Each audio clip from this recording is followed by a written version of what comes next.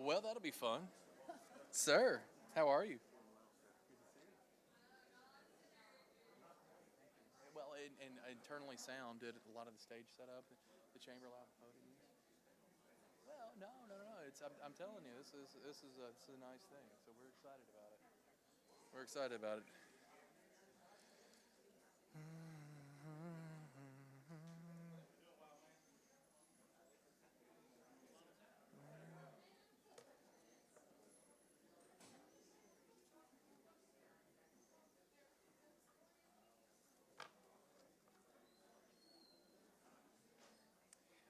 Yeah, possibly.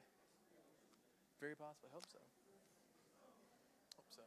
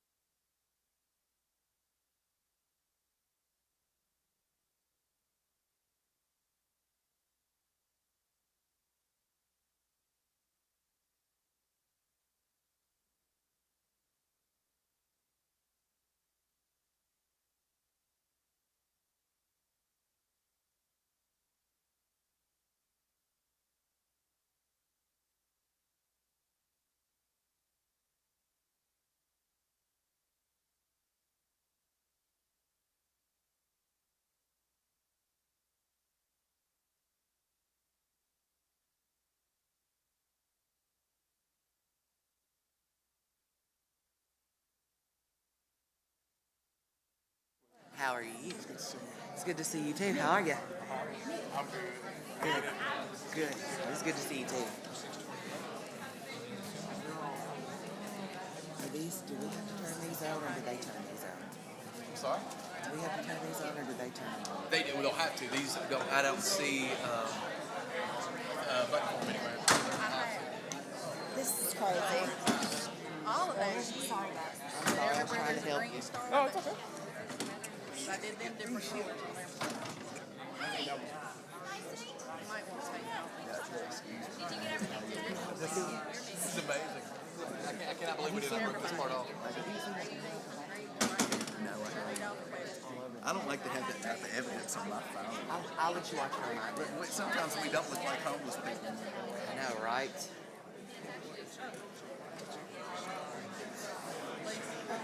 Just go down the line with it.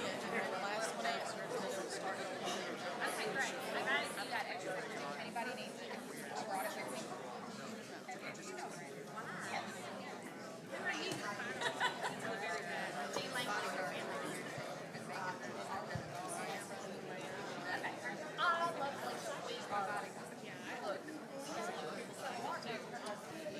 You guys have everything you need? Maybe. Any shots? Yeah.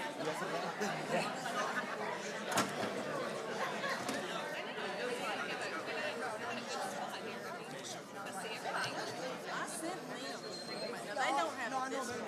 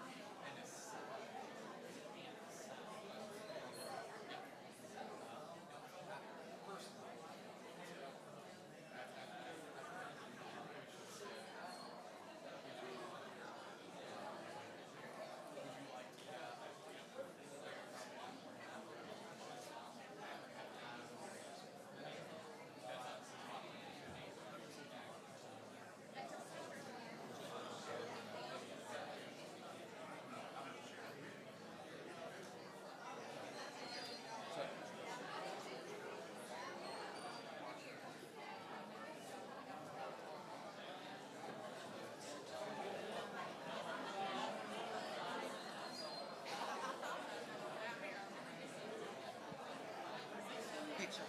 Sit down. Picture. Sit down. I put one on Facebook. Tag you in it. You do another stuff. Yes. Sure.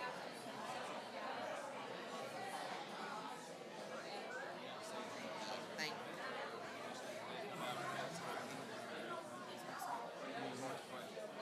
Represent. But such is life.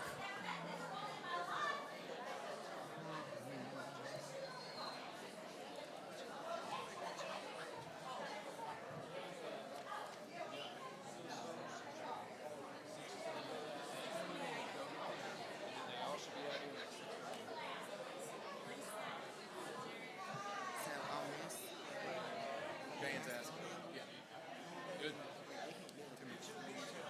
Yeah. And then if you want to ask a question again, you do that. But when you ask your question, after you ask it, you'll see on me. All right. So I'm going around with the question. I'll say, okay, America. You're going to say, okay. Just cover you have 1 minute. And then maybe I'll video if you'd like.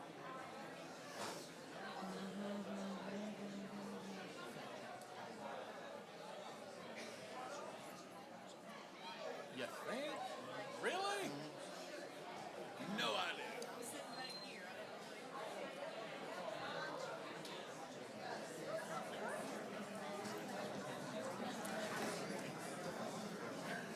you're late. I'm just kidding.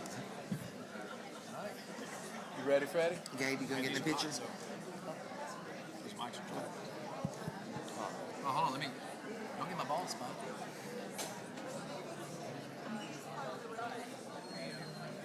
It's glowing. I think my forehead's glowing.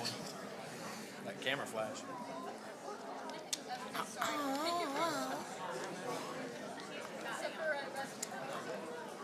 This is so good, Jeannie. You've done such a great job.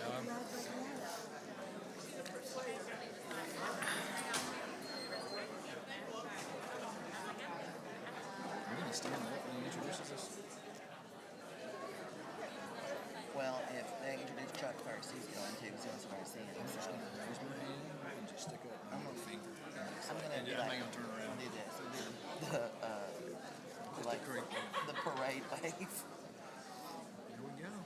I'm a little nervous. Are you? Yeah.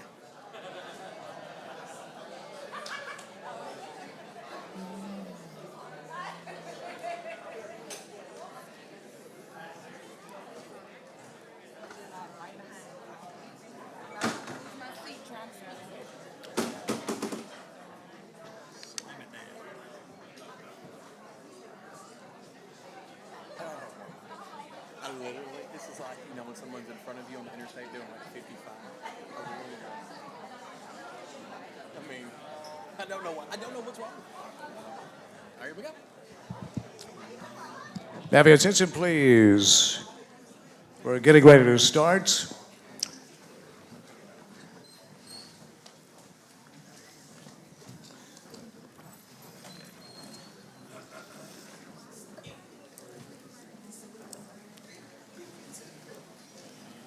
Right on time. There we go. Yeah.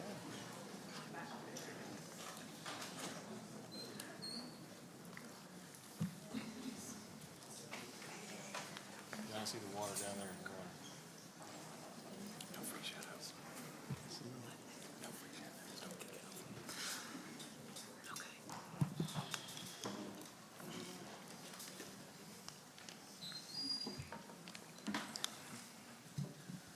Well, good evening. Good evening. My name is Dan Reeves with News Talk 96.5 and newstalk965.com. It's great to have you all here. And it's a gorgeous theater. What do you say? It's the Jackson-Madison County School System. It's a lot of momentum, and we're pleased to be partnered with the Jackson-Madison County School System. And a big thank you for allowing us to use this facility tonight and hopefully show it off to some people that may not know about it. I think it's a hidden gem here at Northside High School. The guidelines tonight, each candidate will be asked a certain question, and they'll have a 2-minute response time.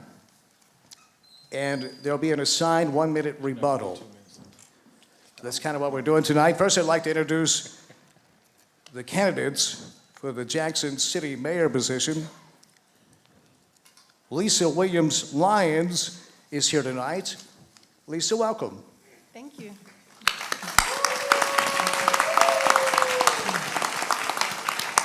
Just to her left is Dr. Jerry Woods. Dr. Woods, welcome. Thank you. Thank you. Thank you. Thank you. And just to the left of Dr. Woods is Mayor Scott Conger. Mayor, welcome.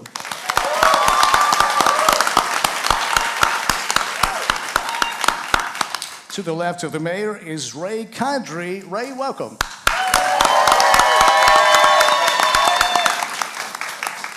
And down there on the end is Daryl Hubbard. Welcome, Daryl. Tonight, our moderators, Chuck Walker.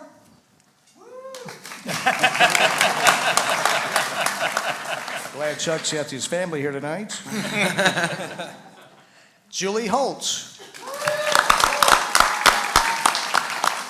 Chuck and Julie host a weekday show from 10 a.m. to 1 p.m. Walker talks, and sometimes Julie does as well.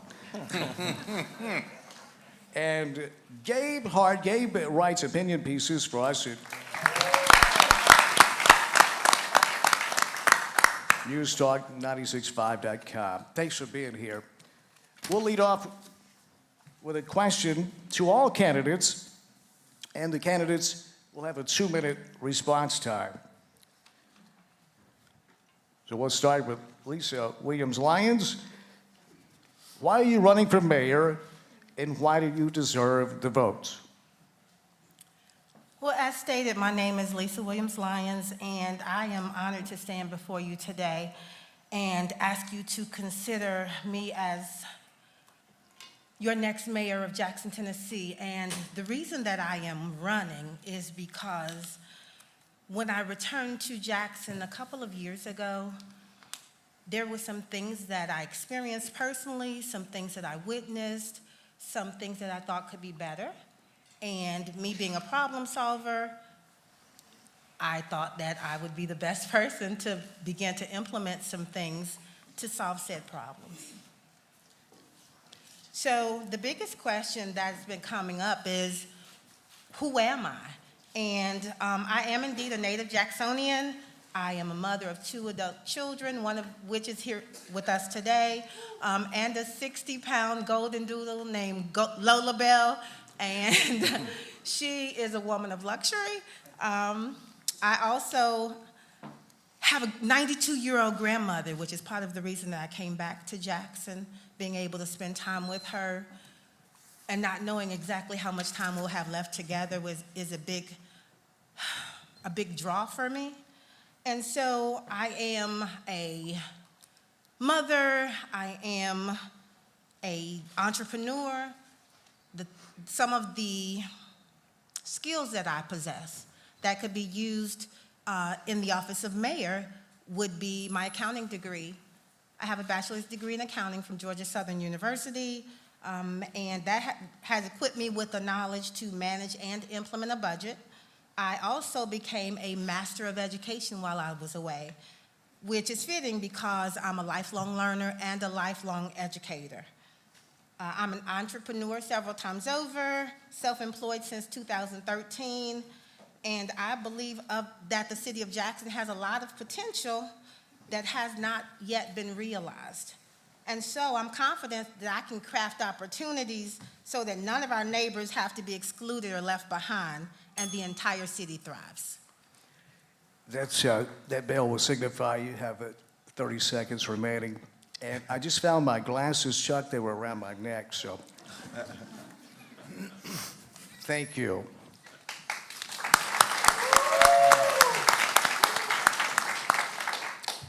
Same question, and we'll move over to Dr. Jerry Woods. Dr. Woods, why are you running for mayor, and why do you deserve the votes? Good evening, Jackson, to our MC and to my fellow candidates, ladies and gentlemen. I'm running for the mayor of Jackson. I'm excited about this opportunity. I'm running for the mayor of Jackson because Jackson has been good to me. I love the city. I love its citizens, and I want to serve them. I love Jackson for several reasons, But one of the reasons I love the city of Jackson is for what it is, but fellow Jacksonians, I love Jackson more for what it has the potential to be.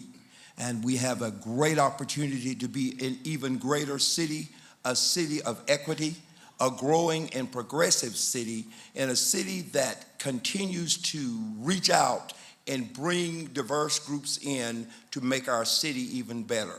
You know, I feel that I deserve your vote because I bring to you first a lifelong Madison County person. Actually, I worked out of town for a while, but I always remained in Jackson. I've worked in Jackson for a decade every summer, worked with the Recreation and Parks Department. That was when Mayor Gist at that time was over the Recreation and Parks Department. I've worked with all 3 of the last mayoral administrations, worked under Mayor Conger, worked with Mayor Farmer, as well as with Mayor Gist. So I know Jackson, and we worked in that particular capacity. 30 seconds, Doctor. I deserve your vote because of my experience in leadership and my love for Jackson, and I certainly would like to have your vote. Thank you very much. Have a great evening.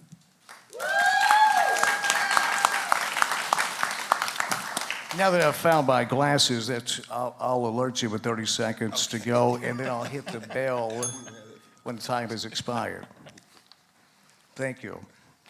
Same question to Mayor Scott Conger. Mayor, I think I know the answer to this. Why are you running for mayor?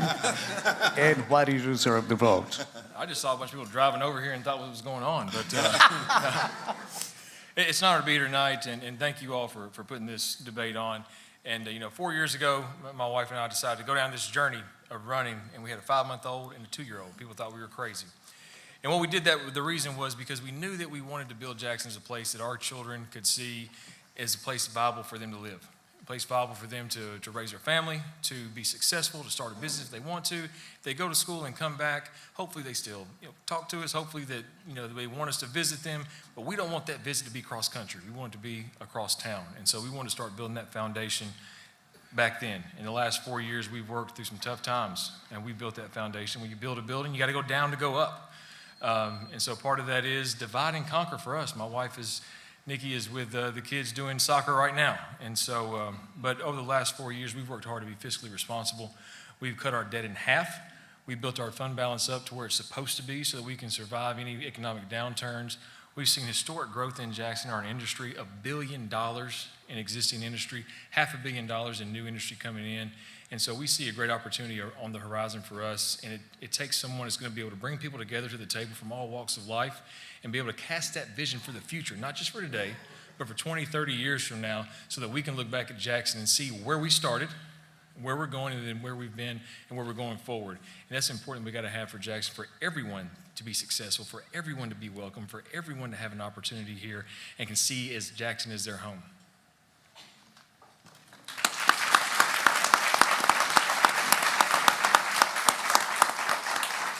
Thank you, Mayor Conger. Same question, this time addressed to Ray Condrey. Ray, why are you running for mayor, and why do you deserve the votes? Thank you, Dan, for having us here tonight. Thank you to your radio station for putting this on. Thank you for all the other candidates being here. I especially want to thank my friends and my family, but most importantly, my wife here for being my biggest supporter. Thank you for everybody that came out tonight. I'm not a politician. I've never been a politician, and I don't necessarily want to be a politician. I want to have an opportunity to be a public servant. I see Jackson as having an opportunity to provide the wholesome, safe environment that we need to raise our families. I've seen over the past few years some outside influences that I feel like has steered us away from that has come into our city that doesn't necessarily have those best interests in mind for your family, for your children, and for our future. I grew up in the county outside of Jackson, but I've lived in the city for the last 22 years, and I love Jackson. This is home for me. And I want to see us have the opportunity to be able to grow and become a big city and have the things that the big city has to offer, but without losing that wholesome neighborhood, local community feeling. So my plan is to work together, to be a public servant, to have an open door policy. I'll answer the phone when you call me. I want to hear from you, because if I can hear from you, the people, then we can know what direction that we need to take the city in. So this coming May the 2nd, I hope that between now and then, and even through tonight, 30 seconds, right? that you'll see my heart, you'll know who I am, and you'll know why I'm doing what I'm doing. And I hope on May the 2nd, I will have earned your vote. Thank you very much.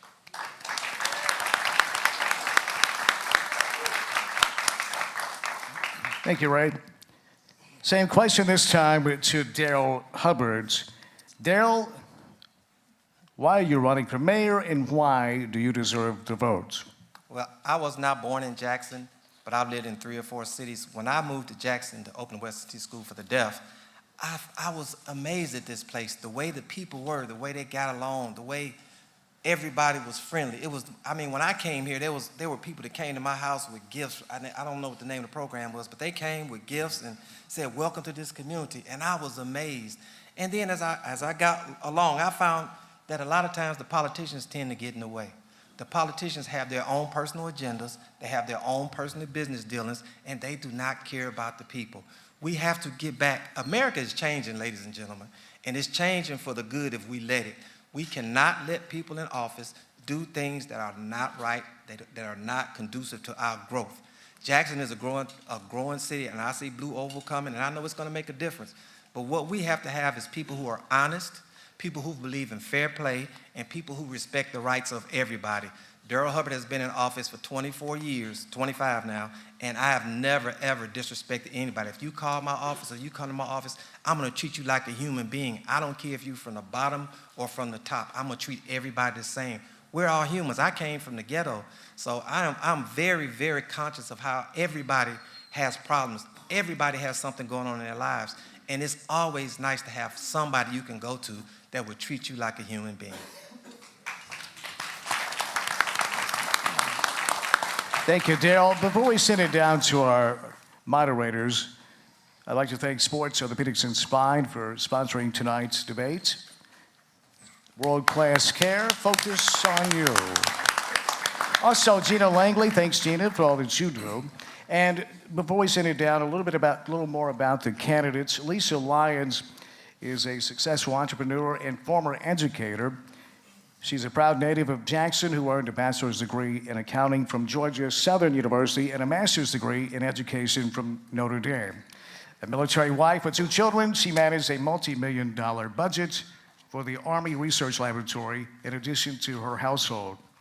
Lisa is very passionate about taking Jackson to new heights and has a vision of helping all of Jackson succeed through equity, education, and communication. Lisa says she intends to make history as the first female mayor of the city of Jackson. Lisa Lyons.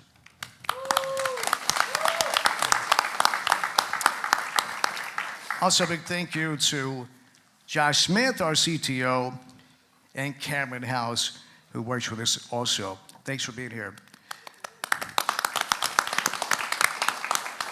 Dr. Jerry Woods, born in Pinson, lifelong educational advocate, community supporter, and servant. He is the son of the late Mr. Leroy Woods Sr. and Mrs. Sally Woods, and the husband of Mrs. Cynthia Bonner Woods. He's a graduate of Southside High School and graduated from Lambeth University in 1976 and obtained his master's in education from the University of Memphis. He has EDS from the University of Memphis and his EDG from the University of Mississippi. He is a proud board member of the Jackson Arts Council. Dr. Jerry Woods.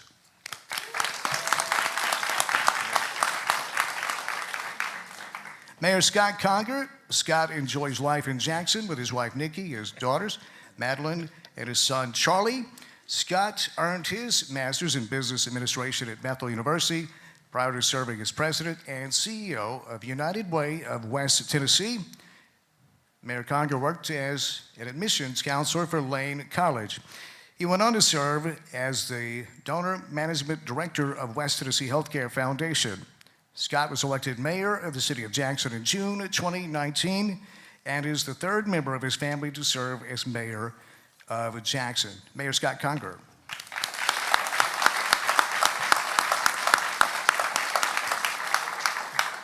Ray Condrey has called West Tennessee his home for most of his life, having lived in Jackson for 22 years. He's happily married to Kim and has 2 daughters, 3 granddaughters, and another grandchild on the way. Ray has been in management in the retail automotive industry for over 30 years in West Tennessee. His unique experience of managing people and assets have prepared him for the task of serving as mayor of the city of Jackson. Ray Condrey.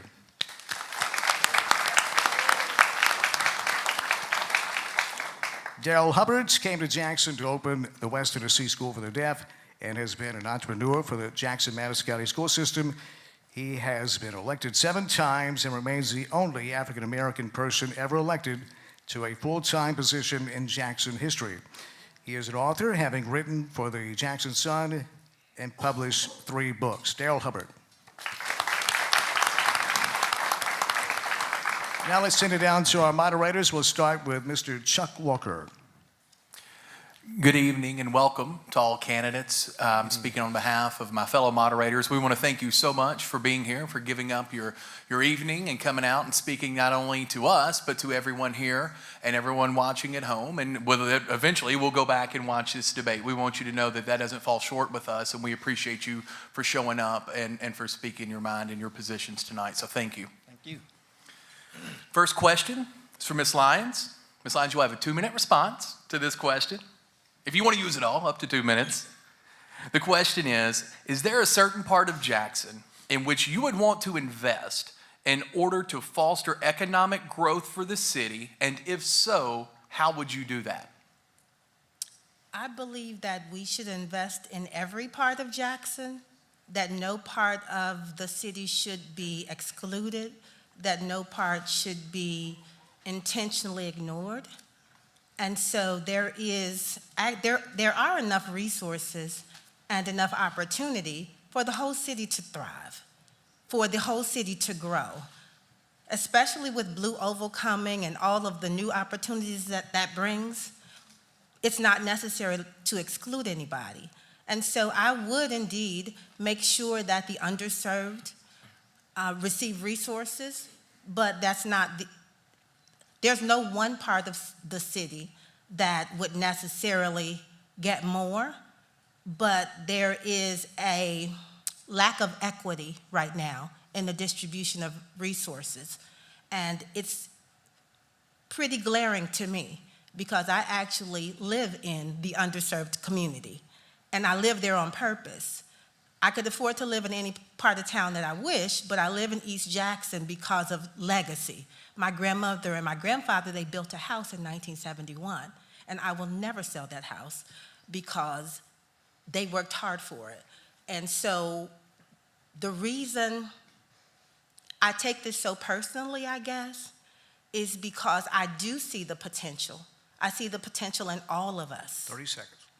And I think that if we just work together, if we just begin to take some of the resources that, for instance, we could do partnerships with the private corporations. Private and public partnerships are one of the most are used a lot throughout the United States. I did the research, and so it's an option. Thank you, Ms. Lyons. Mayor Conger, you have 1 minute to rebut if you would like. All right, I think public-private partnerships are great. We partner with that with the city, county, school system, and private entities to build a school and rehab another school in East Jackson and Midtown.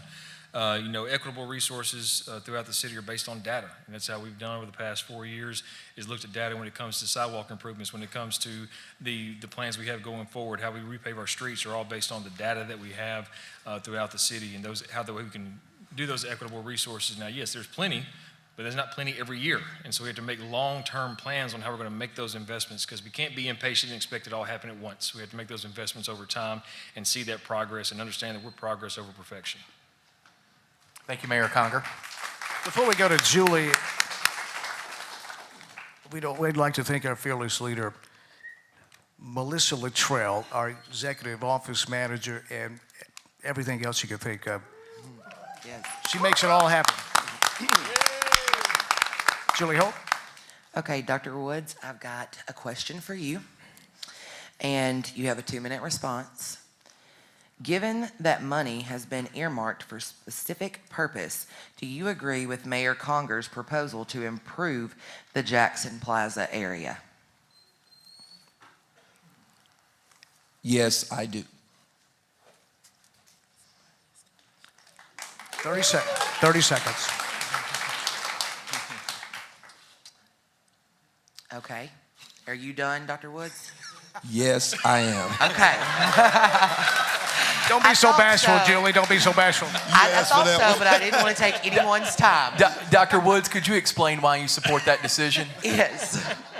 Dr. Woods, could you explain why you support that decision? I certainly can, but that was not the original question, but I certainly can. I do feel that a new civic auditorium is very much needed in the Jackson area. I have some concerns about how we want to move forward to that, though.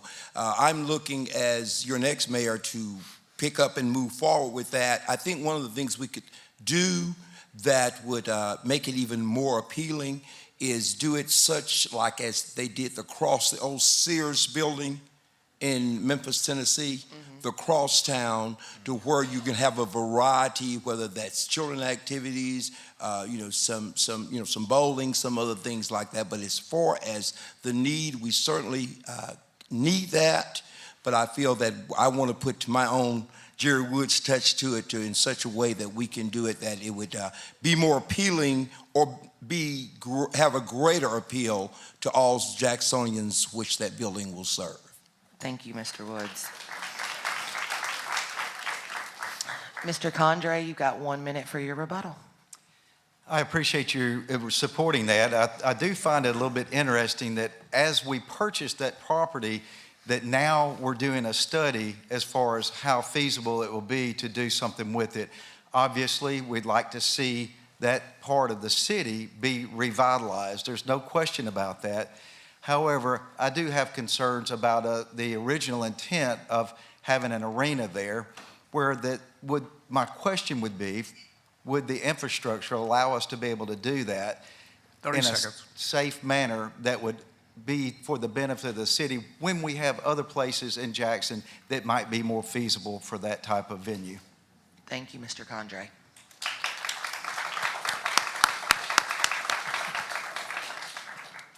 Question 3 is for Mayor Conger. As Jackson continues to evolve, how do you want to present our community to people who may be looking to relocate to Jackson because of new job opportunities in West Tennessee? Yeah, I think I want to touch real quick. I mean, so understand so we don't misconstrue or misunderstand facts. So we're not looking at how feasible the site is. We're looking at what the feasibility of the site is for the purpose that we're going to use it. We know that we're going to use the site for something. The study is for the feasibility of how we're going to use the site. Now, what we do for the past 4 years is how we've gotten $1 billion of investment in existing industry, how we got $500 million in new industry, how we were 3 for 3 with Ford execs moving to Jackson or moving to West Tennessee. We come together as a team. We sell Team Madison County. We talk about how we work together. We talk about the amenities that we have, the plans that we have in place, because without a plan, you really have nothing. And so the plans we have in place for quality of life improvements, for infrastructure improvements, for pedestrian infrastructure improvements, and then we talk about just how everyone has a place, how everyone's welcome, how people come here and make you feel welcome. You've heard it earlier today. People come to your door and knock on your door. And so that's what Jackson is. It's a place that makes you feel welcome. It's what we continue to sell, that Jackson's a place for everybody, that everyone can feel welcome, that you can be successful, you can make a living. Quality of life is there. The cost of living relative to every other place in the United States is relatively low. And so you have an opportunity to get a little more out of your paycheck when you live in Jackson, to do those things that we have to offer, and then talk about our plan of what we're doing now and what we're planning to do in the future of how we're going to continue to build Jackson. Thank you.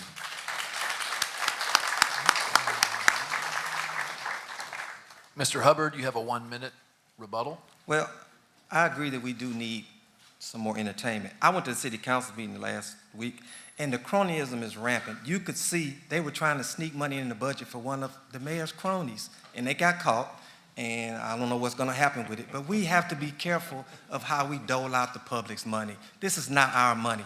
We should guard the public's money with passion and control. We don't need to be sliding money to this person and sliding money to this person, and I just think that's going to be a problem. And we need an administration that's going to be above board. Thank you.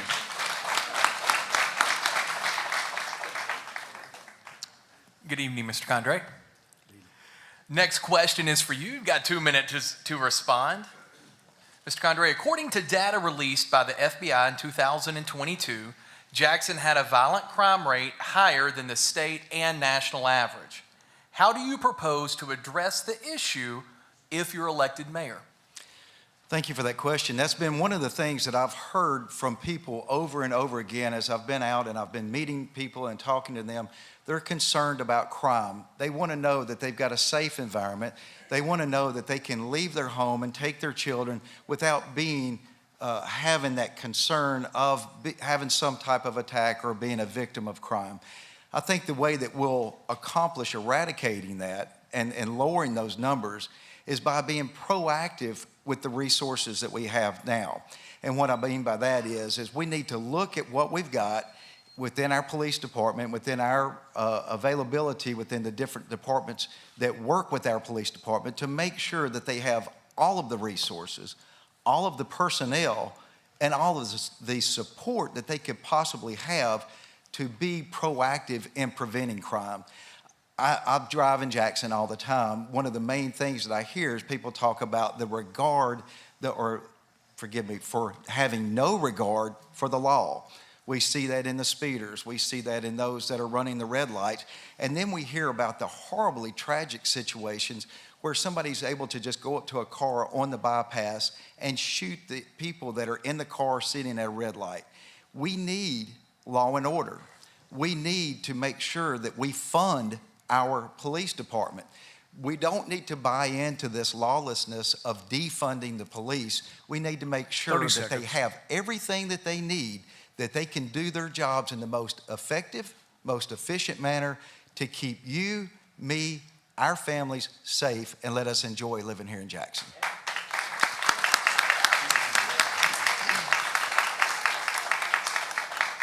Ms. Lyons, you have a 1-minute rebuttal if you would like. Absolutely. Of course, crime is a problem in Jackson, Tennessee, but it's not just a problem in one part of the city. It's a problem in many parts of the city. And the current way that policing is taking place is not proving to be effective. And yet there are some ways, there's some research that's been done to show us what works and what doesn't work. There's some research that shows us specifics, and we don't even have to reinvent the wheel. We just have to follow a policy that's already been made. It's as easy as a Google search, and then finding what can apply to our particular citizens. And so as far as the lawlessness, as far as being proactive, I definitely agree with the proactive approach. However, I guess I lean more towards building relationships. Thank you.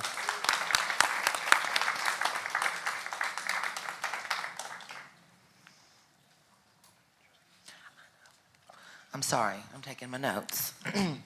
Okay, so Mr. Hubbard, this is your question. You got 2 minutes to respond, okay?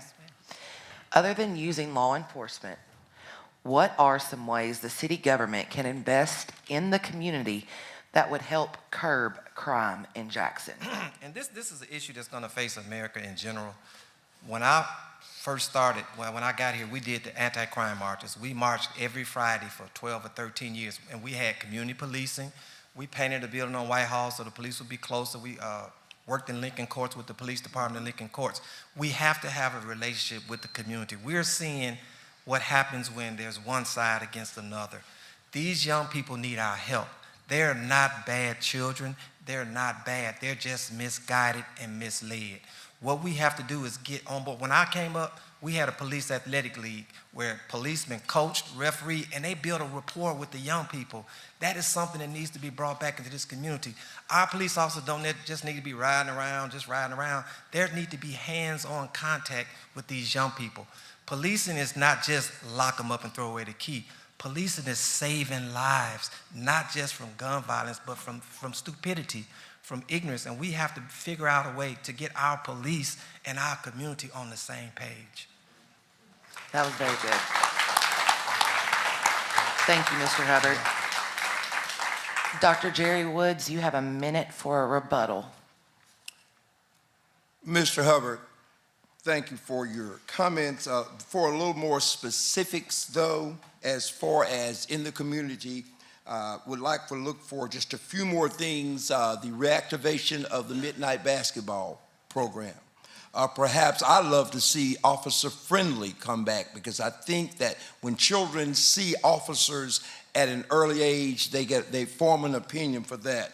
And finally, want some more specifics on reactivating our community organizations. I mean, our community, the community organizations that we have, the housing, in order that everyone would be able to take the ownership of their neighborhoods. Can I say one thing about this? I've coached midnight basketball for 30 years. Absolutely. And the only reason we stopped was because of the pandemic. I'm sorry, just for time constraints. I know. I hear You know the rules. I was careful. I was too, Daryl. We do radio. We're only smart enough to read what we wrote. Don't trip us up. Speak for Dale, yourself. if there's something you want to address, you can do it in your closing statement, please. Again, want to thank Sports Orthopedics and Spine for being the sponsor tonight. Sports Orthopedics and Spine, just another example of local businesses and how much they mean to our community, putting back into our community. So thank you, Sports Orthopedics and Spine, and also Jake and Rachel for their help tonight. All right, so that's going to bring us to the end of the first round of questions. And before we start the second round, though, I want to pose a question to each of you. It's going to be the same, and it's going to kind of like make this a little bit lighter, hopefully, depending on what the answer is.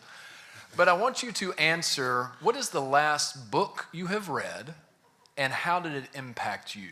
And we'll start with Miss Lyons, and we're just going to have a 1-minute response time. So we'll start with Miss Lyons and work our way down.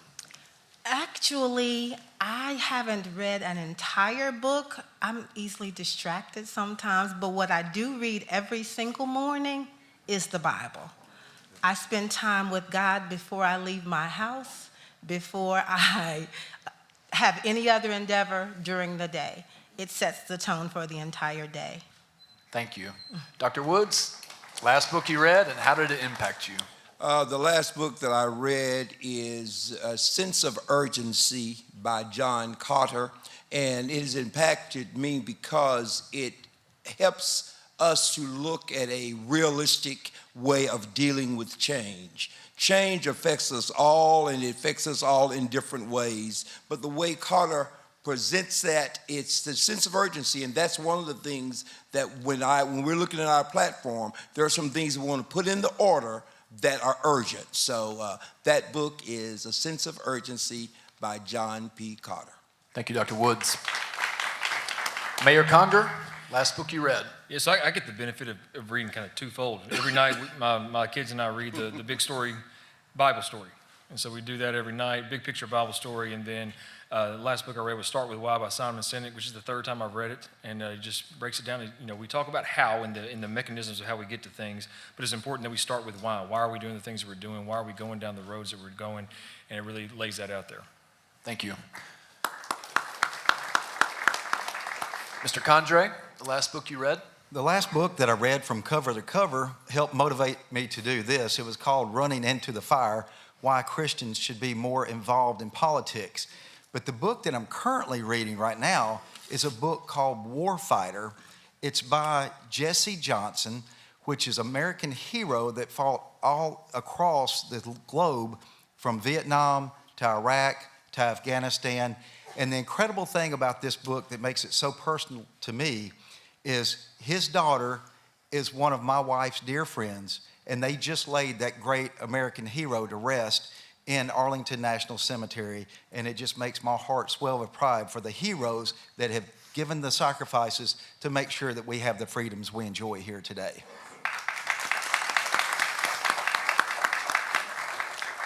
Thank you. Mr. Hubbard, same question. That's not a fair question for me. I read all the time. But I'm going to say the book I'm reading right now is The Nickel Boys by Colson Whitehead.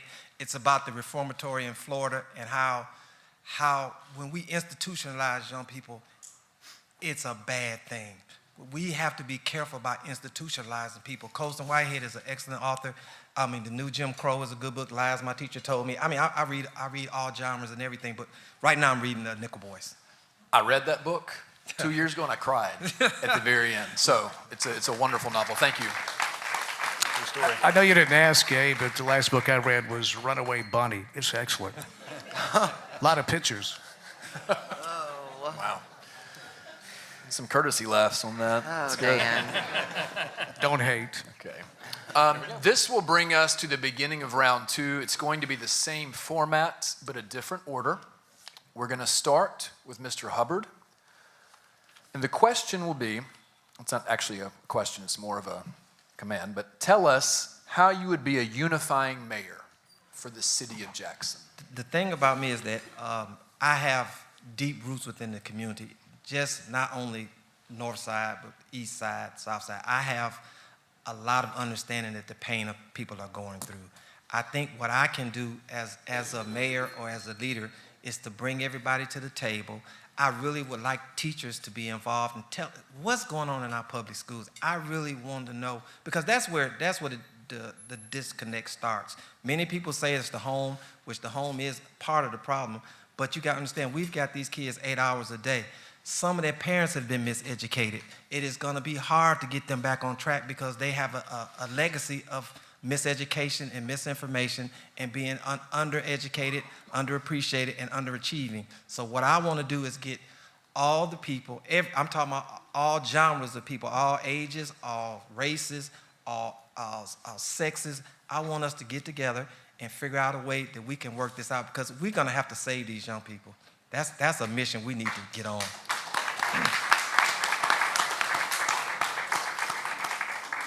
Thank you. Ms. Lyons, you have a 1-minute rebuttal. Yes, the deep roots that you talked about, while I have a respect for that, me having only been back a couple of years now and having looked around and saw some things, my question has been within myself, where were these people while this was going on? Why weren't you doing anything for the last 5, 10, 15, 20 years? How did we get here? Why are we here in 2023 still dealing with some of the very same issues that our ancestors had to deal with? And so all of a sudden now it's a passion, all of a sudden now it's a mission, or did you just get angry at something that happened and decided that you were going to be the competition? It's a valid question. Thank you.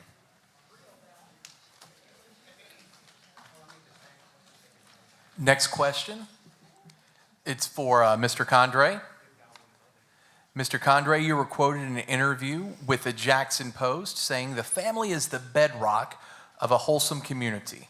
We will focus on ensuring a clean, safe environment in which to raise your family. Our city is losing its identity. I commit to working on bringing us back to the family values that made Jackson great. With your help, we can ensure a better future for our children and grandchildren. My question is, what identity have we lost, and how do you plan to bring it back? That's a fantastic question. You know, one of the things growing up in Jackson that we experienced and that we enjoyed was a sense of community, where that you knew the people that were around you and where that you had the opportunity to engage and interact with them. We weren't divided by social classes, or we weren't necessarily divided by the things that are coming in now that are causing people to pit against each other. I think what we need to do is find the common ground, the things that we agree on, and work together to make those better. How we'll do that is by listening to the people. And one of the ways that we'll do that is by working with the city council, working with the people in the city government to hear what the needs are. What is it going to take? And that's where being a good leader means being a good listener. And being a good leader means that you surround yourself with people that know more about those particular subjects and those particular issues that you do, and you glean that from them, and you put together the best ideas, and then you present it to the people, and you put a plan in place to make it work. It's going to take all of us working together to have that clean, safe, wholesome environment that I think every family wants to have to raise their family here in Jackson, Tennessee. Dr. Woods, you have 1 minute of commentary or rebuttal.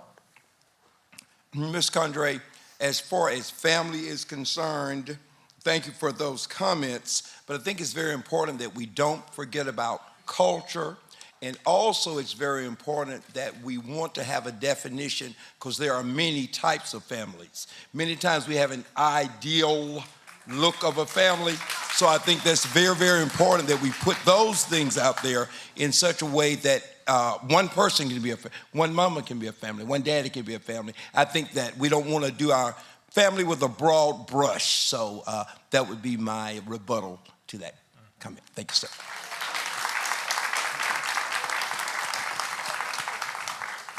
Thank you, Dr. Woods. Mayor Conger, this question's for you, and you're going to have a 2-minute rebuttal time.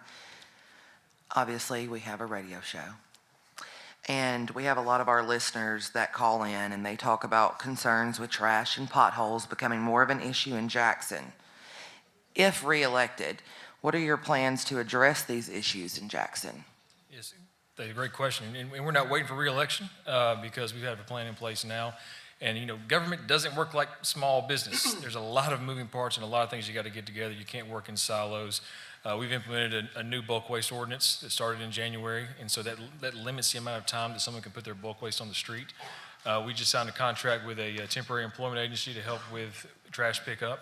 We also have a partnership now with our police department and sheriff's department. We have our first meeting on Tuesday to utilize trustees for trash pickup as well. Potholes, we are working. We didn't start out this way. We had a heavy lift when we started, and so 180 streets in the last 3 years, with a plan for the next 4 years of 262 city streets. Now, we don't repave highways. We don't repave state highways or the interstate. We're working with TDOT to work with them today to talk about the highways that they're repaving. And so it's a long process. Again, progress over perfection. We can't spend $15 million in 1 year because if we do that for repaving, they're going to jack the prices up. And so we have to have a strategic plan on how we're doing it, and we're using data based on that, based on 1s through 10s on our PACER scale. And so our engineering department does that. Sometimes we have to wait on JEA. They're doing cuts in the streets, and it doesn't make sense for us to go repave a street and JEA cut it the next week. And so we have to make sure that we're spending taxpayer dollars wisely, we're doing it well, and we're all working together to do that. And so we have our health and sanitation, our codes department, our police department, our sheriff's department are all working together to make sure they're working on the litter issue. We're actually hiring also 2 part-time police officers to just focus on pulling people over for littering, and we're going to start making those citations because right now our police department's working in other areas and it's hard for them to just watch for those litter issues.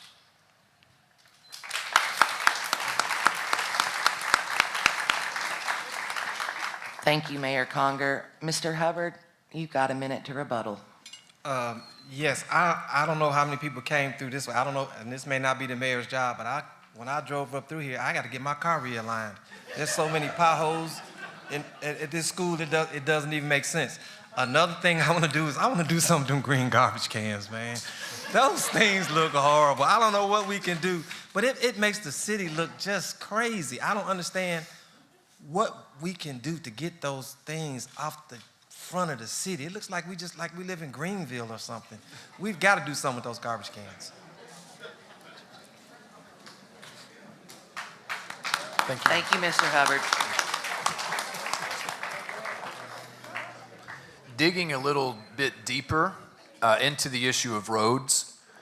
Roads seem to be at the forefront of everyone's mind. Dr. Woods, this question is for you. Do you have a specific plan for road repairs within the city limits? If so, what is it? I would, the plan that I have, of course, is that I will look at what we have in the city planning department. I know there are several infrastructure changes already underway as far as the airways Highway 70 coming in from airways, as well as the widening of Highway 18. So there are several infrastructure projects that are already underway. So as the new mayor, as your next mayor, I will grab that horse by the handles. I will grab that and move forward with the work that has already been done. I think that's the most efficient way to handle that. Thank you. Mayor Conger, you have 1 minute. Yeah, so roads, infrastructure, all come out of the same bucket as our capital bucket. And so we had a long list of deferred maintenance on our buildings, on police cars. We actually had fire trucks when I started that you had to hold the door closed as your firefighter drive down the road to respond to a fire. We replaced 6 fire trucks. We replaced over 35 police cars, working to have take-home vehicles for our police officers. That comes out of the same bucket. And so we can't not focus on what we need to do with our own infrastructure internally at the city of Jackson and just look at the roads. So we have to make sure we're planning that out, budgeting that out, so we're doing it where we're not taking on debt, which we haven't, paying our debt down, increasing our fund balance, and making a plan to do that in a fiscally responsible way. Thank you.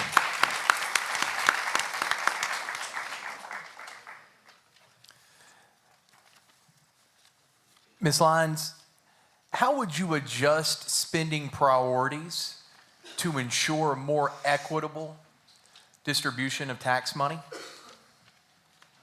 I've been looking into the budget, and it's really tricky. It's supposed to be public record. And yet when you go online and there is a button that says interact with the city budget, and then when you click on it, it says this page is not found. And so I continue to dig. And so I'm finding bits and pieces. I'm seeing one year we had $4 million in the budget for streets. And yet, surely we did not fix $4 million worth of streets. So I'm wondering, well, where did that money go? And yet I was in a city council meeting early last year, and I literally watched them move $200,000 from the budget that was supposed to fix the streets and give it to West Tennessee Healthcare. And then when I asked during one of our councilwoman's meetings at Macedonia, I asked about it, I was told that it never happened. And so I was like, yeah, I'm pretty sure it did because I was there. And so then I was told, let me explain it to you. And by the time the current mayor talked in a circle for 5 minutes and never said anything, I was just so frustrated. That was an accident, my bad. I thought I sat there for 7:19 a.m. I was so frustrated, but I believe that if we would just begin to use the things in the budget as they were intended, as they were originally allocated, instead of reallocating, redistributing. I mean, everything, when we ask about money, it's always pigeonholed. It's always for a specific purpose. But we can't get any, if we could get some communication, where did the money come from? What is it for? Then maybe we could better understand. And so communication is key, especially when you are a public servant, when you are elected by the people and supposed to work for the people. Thank you. Mr. Condrey, you have a 1-minute response and/or rebuttal. There's no doubt that transparency is a word that gets used a whole lot, but most of the times when it does, there's anything but transparency. I think that we need to be accountable, and just like Ms. Lyons said, we need to make sure that the people, that's our money. It's the people's money, and our hard-earned taxes need to be spent in a fiscally responsible way that we need to be able to account for every dollar that's spent. And it doesn't need to be for specific pet projects or money being moved around to accommodate something other than what the budget intended it for. And I believe that the budget should be public. We should know where that money's going, what it's being used on, and when we pay our taxes, we can know that we're contributing back to the city that we love and enjoy.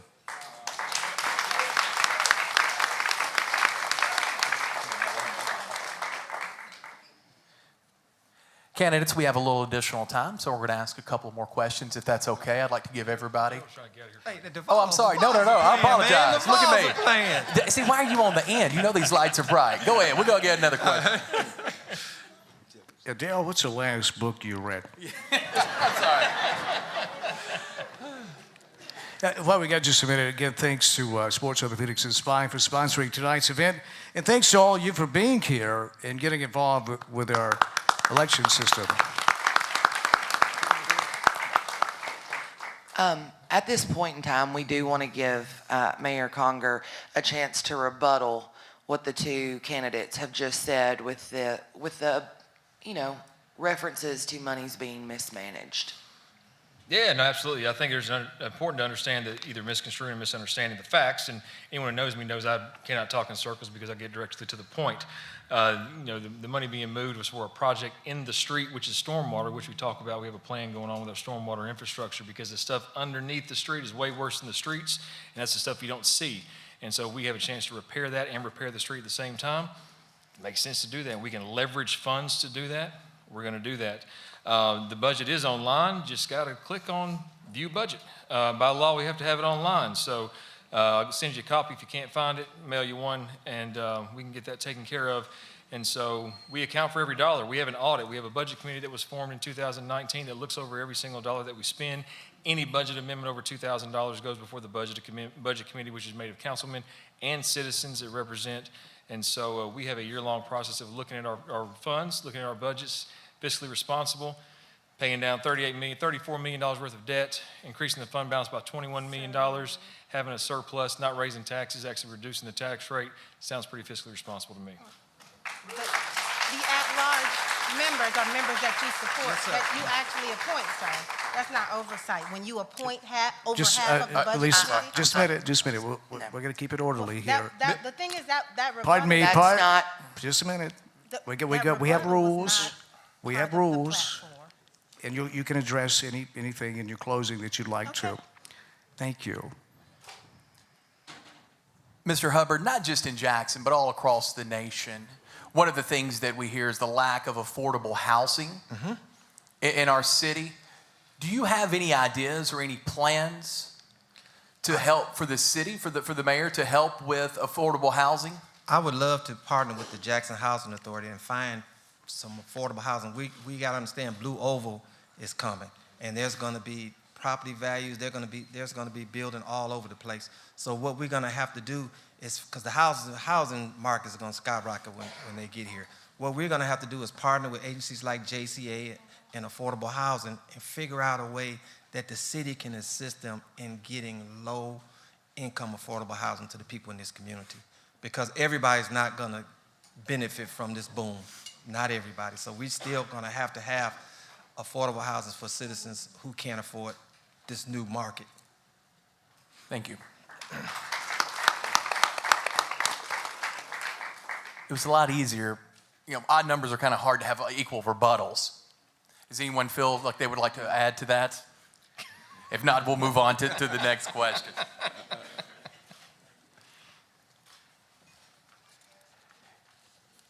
Do you feel, as a candidate for mayor or an incumbent mayor, that the city and the county need to work together to bring Blue Oval to parts of the town that may not be in the city limits now, but could be in the future?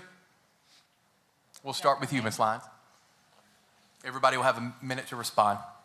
Can you repeat the question? Do you think that there should be a partnership between the city and the county with shared funds in parts of town that are closer to Blue Oval City, Denmark, Huntersville area, that aren't in the city right now, but allow resources from the city to go there to develop those areas so we can capture some of the people that will move here from Blue Oval City? I do understand the question. I do believe that we need to make sure that we take care of home first, that we make sure that the people within the city of Jackson are all good first before we begin to distribute our resources elsewhere. And as far as the statement that Mr. Hubbard made, that everybody's not going to benefit from it, if we are intentional about our next steps, everyone can benefit from it. Thank you. Same question, Mr. Woods. Read it again, please, sir. Make sure you get it. Do you think that there should be a partnership, a city-county partnership to grow more towards Blue Oval City? Yes, I think there should be a city-county partnership. However, I think we need to take good time to think of how that partnership would be set up, look at what amount of funds we're talking about doing, and then also do it in a way where it is equitable to all of the citizens of Madison County as well as the city of Jackson. Thank you. Mayor Conger, same question.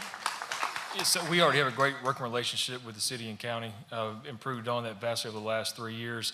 One other entity in that is JEA, because that is the critical infrastructure for building communities, is the fiber internet, the sewer, the water, and the electricity that goes there. And so one issue that you run into is how we annex. 2013, annexation laws changed. Cities can't forcibly annex, essentially. And so we look at requested annexation. You have people already living out there that are living out there for a reason, because they don't want to be in the city limits. They want to have that life in the country. And so how do we have to blend that? We have to make sure we're protecting our assets and resources, but also not infringing on those who moved out there for a reason. Thank you. Mr. Condrey? I think anytime that we have the opportunity for the city and the county to work together, they should work together. But that doesn't necessarily mean that we need to take city funds and spend on county projects. We can look back just a few years ago and look at when we consolidated the Madison County schools with the Jackson City schools, and look at some of the things that have come out of that and some of the question marks that have been over the funding that has supposed to be allocated for certain schools. So any situation like that would need to be studied very carefully, and not only look at the current implications, but look much further down the road and see how this could affect everybody. Out of something bad, something always good comes out of it. And the past few years, we've just come out of this horrible pandemic that has affected our country and also locally affected our economy here, where that businesses were shut down, and yet the city government received a lot of money from the government, from our federal government, to be able to help the people. And so I think we need to look at things like that and find out, where did that money go? What was it spent on? How did it help the local business owners? And how has it helped us as everyday citizens being able to take advantage of that money that came into our city? Thank you. Mr. Hubbard? I really think this is a tax issue, because living in the city, I pay county and city taxes, and they're not going down. So that's going to be a problem. If the county would be willing to contribute to the city's tax base, I'd be all for it. But other than that,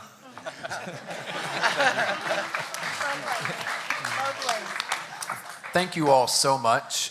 That brings us to the end of the second round. And at this point, each candidate will have 2 minutes to close. And in these 2 minutes, you can address anything that was brought up through the debate that you want to clarify. It's going to mirror the way we opened, where you have 2 minutes to make your case about why you should secure the votes of Jacksonians. And Ms. Lyons, we'll start with you to close, since we started with you to open. And you'll have 2 minutes. That is fine. Thank you so much. And thank you for the invitation to be here tonight. I do have a few things that I'd like to address in closing. First of all, Mr. Condrey, when you speak of clean, safe, and wholesome, I have a problem, I think, with your definition of wholesome, that it excludes part of the citizens of the city of Jackson. Speaking to the LGBTQ plus community, of which my son is a part. And so, again, I take that to be, I take that personally, that you would exclude part of our residents. As far as the current mayor, whenever we ask, and this isn't the first time, whenever we ask about resources or something that's not being done, we're told, be patient. There's a lot of moving parts. We're always told, progress over perfection, every time. But when there's something that he wants to do, like buy Jackson Plaza, $4 million just pops up out of the sky. And so, as we close, as we depart, let's just consider the possibilities. I mean, imagine streets where you don't have to dodge potholes that are next to potholes, that are on top of potholes. Imagine a city where all of our students can actually read, write, and feel safe. Consider and they can all even consider higher education. Imagine a city where your taxpayer dollars actually go towards things you think are important. 30 seconds. As your mayor, I will make sure that resources are paired with responsibility, and there is accountability in every area of our city government. I believe that the most important asset that our city has is its human capital, And I will support and value each of our residents, no matter their race, their faith, their gender, economic status, or sexual orientation, because I know that together we can become a better Jackson. So I ask that you choose your next mayor not based on popularity, familiarity, affiliations, or loyalties. Don't you owe it to your children and their children to actually choose the best candidate? Make the choice that will be a positive impact for future generations. Thank you.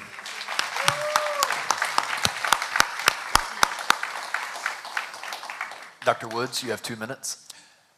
Jacksonians, I enjoyed speaking with you tonight and the dialogue from my fellow candidates. I love Jackson, Tennessee. Jackson, Tennessee, I love Jackson, Tennessee for what it is, but I love it more for what it has the potential to be.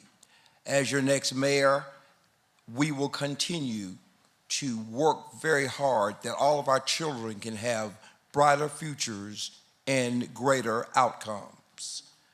I feel that our neighborhoods, I want them to be safe, secure, and livable. And lastly, I want to fuel Jackson's economic opportunities for all of its citizens. Jackson has so many great possibilities. And in the last election, many of you in this room supported us as we moved to the historic runoff. We still believe. Much of that momentum is still there, and we can continue to move Jackson forward. Whatever we do, we must do it together. Thank you so much for this opportunity, and Woods for Mayor 2023. Thank you very much.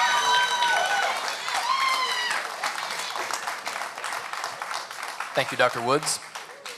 Mayor Conger, you have 2 minutes. Listen, this was fun. I enjoyed this. It was great to hear ideas and discuss. You know, and when we talked about this 4 years ago, you know, I think the great thing we're talking about is how we spend resources. Because 4 years ago, we talked about crippling debt. We talked about deficits. We talked about having to dig out of the hole. And now we're talking about how we spend the resources. That shows that we worked hard to dig down to make sure we have the resources. The hose was kinked. Now it's let up. We can start spending those resources in a responsible manner to make Jackson better every single day. But we know we had to do it in the right way. We had to pay our debt down. We haven't borrowed any money. We had to increase our fund balance. We had to have balanced budgets. We not only did that, we brought in surpluses as well. We have industry coming in. We have new industry coming in that'll be announced shortly. I'm really excited about it. I have skin in the game. I have a 5 and a 6-year-old. I want them to live here. I want them to grow up here. I want them to see Jackson as a home when they graduate. If they go to school, if they go to trade school, whatever they decide. But I want them to come back and be a part of Jackson because I love the city. My family's been here since 1832. We're not going anywhere. I want them to be the 6th generation that decides to stay in Jackson. And we're going to keep working every single day to make sure that we're building Jackson in a fiscally responsibly manner to make it better for everyone and welcome for everyone in our city. And I want your vote on May 2nd. Gabe, just a reminder, Tennessee tips off at 8. That's why we're talking fast, Dan. It's Gabe, Mayor. Mr. Condrey, you have 2 minutes. First of all, thank you all for putting this on, and thank you for everybody that came out. It has definitely been informative, lively, somewhat comical, and I've really enjoyed that.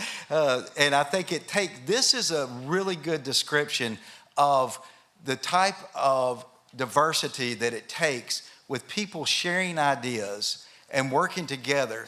But I think that we do all have the same goal, regardless of what somebody's preferences are, regardless of what their social status is, regardless of their political affiliation, regardless of their religious beliefs. We've got an incredible country. It's based on an incredible principle, and we see that when we look at the Constitution of the United States of America.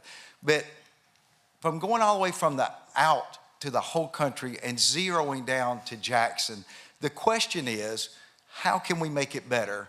And which out of these well-qualified people that are up here will be the one to work with you to make that happen? As I mentioned earlier, I've never been in politics. I've never been in government.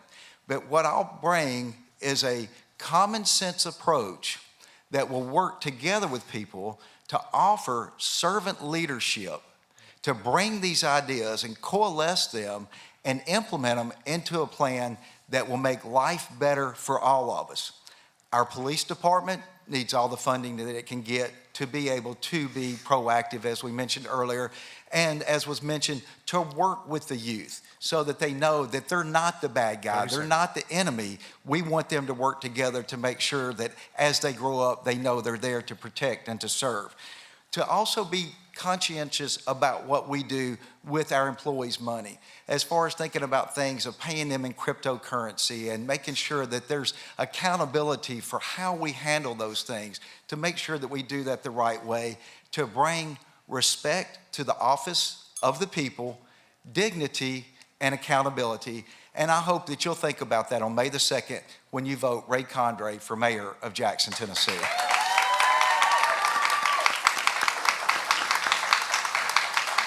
Thank you all for coming here. This was a really nice turnout. I want to say that first. I want to thank everybody for being here. But what I want to bring to This was for Daryl Hubbard. Sorry. I'm trying to get to the game, man. Listen, I want to bring transparency to this city. I don't want to, I mean, we're playing whack-a-mole with scandals around here. Put one down, go to another. We got federal lawsuits. There's no way if Daryl Hubbard was in office, hundreds of thousands of dollars would be found on somebody's desk. And nothing happens. What do we do with that money? We could have used that money for streets. It's just laying around the police department. Y'all probably don't even know about it. Hundreds of thousands of dollars, finding under their computers and stuff. That's the kind of stuff we can't have. We can't have missing cars. We can't have appointments to any and every way. You just handing people jobs out of the sky because they're your cronies. You cannot run a city like that. We need fairness, equity, justice, and transparency. And if you're not going to be transparent, I think you should get another job. Vote for Daryl Hubbard on May 2nd. I thank you all for coming.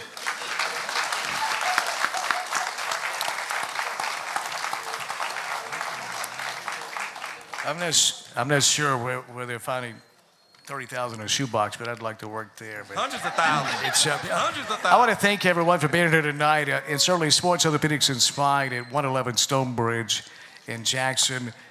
Thanks to world-class care, focus squarely on you, and that's just how much local businesses mean to the city of Jackson. And also, thank you all for being here tonight. This is what it's all about, and we're all Americans, we're all Jacksonians, and it was a pleasure to be with you. Thank you, Gabe, Julie, and Chuck for moderating tonight, and everyone that was involved. And thank you, each of the candidates for mayor. Daryl, thank you for being here. Ray, thank you for being here. Mayor Conger, thank you for being here tonight. And Dr. Woods and Lisa, thank you for being here tonight. Thank you all. And thanks to Internally Sound, Mark Jenkins and company. Great job as always. I hope you all have a lovely, lovely night, and go Vols.